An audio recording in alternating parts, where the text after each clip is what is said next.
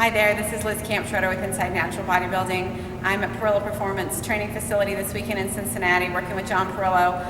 He's going to take me through a little bit on shoulders. I know that's a big focus for female athletes, especially competitors. So John, I'm going to give it to you and show me what you're going to show me. Well, shoulders are, it's almost, it's a catch-22. If you have shoulders, it's usually because you have very wide clavicles. If you have a big pectoral girdle here, you always usually have, the guys with the widest shoulders have the biggest delts. Right. When you need shoulders and you have very narrow shoulders, you need to add delts. It's a lot of times it's really hard to get them. You see guys with bigger traps and that because they're so compact in here, the delts do a lot of work. When your shoulders are way out here, when you have a big wide pectoral girdle, the delts can't help but do the work. Okay, so like I said, it's a catch-22. The more you need the shoulders, a lot of times it's the harder they are to develop. Okay. Now you're kind of in the middle there. Okay. Oh, so, okay. And another thing we see is overdeveloped front delts with not enough medial and rear, not enough middle and rear delt work. Okay. So let's get on here, and the best way to do shoulders is to learn to isolate them first, okay?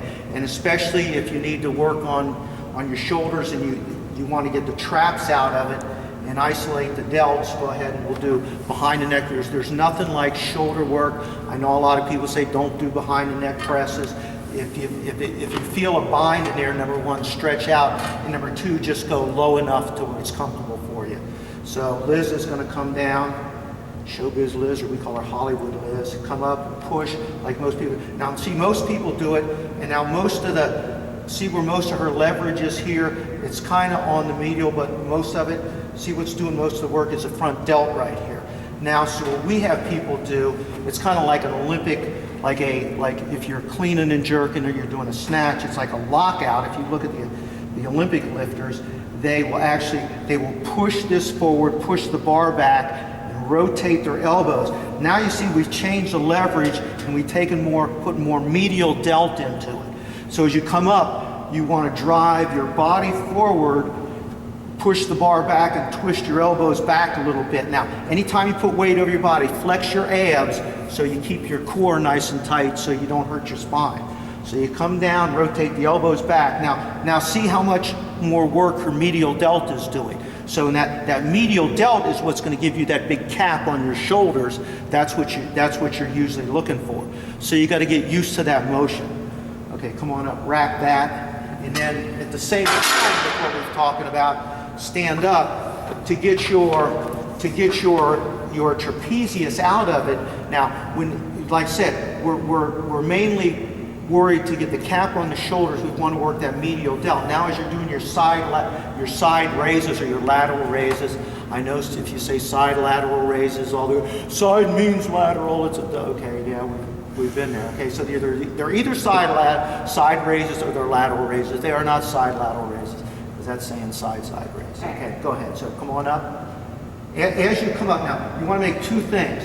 A lot of people, as the weight gets heavy, they hold the weight up. You don't want to do that. You want to push your elbows up to where you're in the plane like this. So now we're working the middle delts right here, okay? And now the old guys, you know, Franco and Arnold used to call it pouring the pitcher.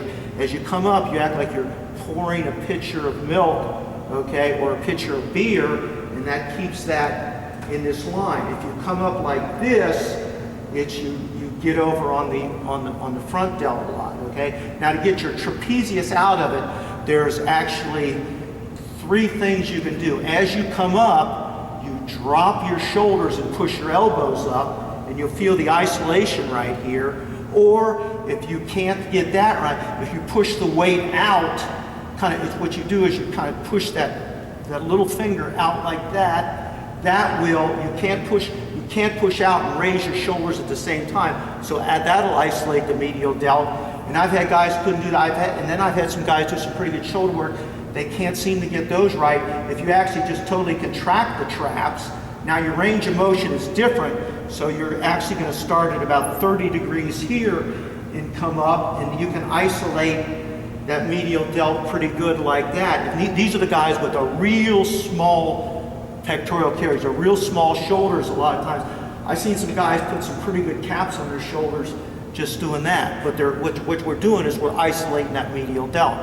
So that's what you got to be aware of in shoulders. And another thing, when you work your rear delt, you got to be real careful. You just have to get over and have somebody watch you and make sure you're working your rear delt. And a lot of people rotate too much and work their teres.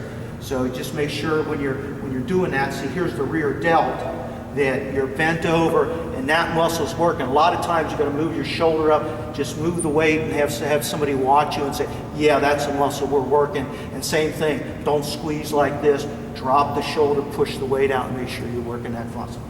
Great, Okay? great shoulder tips. John's website is Parrillo,